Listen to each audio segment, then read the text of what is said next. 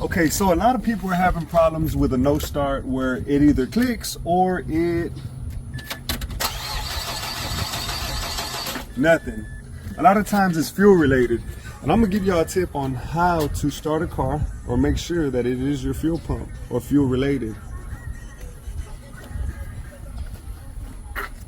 All right, so let's try pulling back this hose, this air hose. Here goes the throttle body. What we're gonna do is we're gonna spray a little bit of starter fluid in here, and then we're gonna cover it up.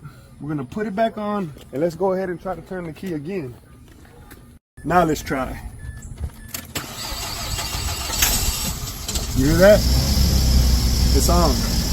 Put some starter fluid, it cranks up, you have a fuel issue. So in this case, luckily, we have our handy dandy magic, not school bus, but mechanic truck, and we got every part in stock. Just kidding. We brought the fuel pump because we did a diag the other day, so we know we're gonna drop this tank, swap this fuel pump so this lady can be on her. All right, so y'all hear the car? It's cranked, it's running. Follow me. So yes, we got the fuel pump in. We had to use a battery pack because a lot of people, when they get into that, most of the time you get a fuel related problem. Get some starter fluid, costs $6. Spray it in the throttle body. After that battery pack had enough juice to crank it, now it's steady with the solid fuel pump.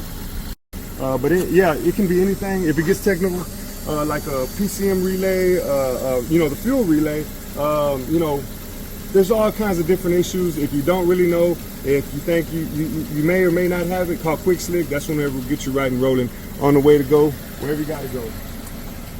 There goes my salesman right there. Lady pulled up saying, what do y'all do? And he's giving her all the info. And she's off.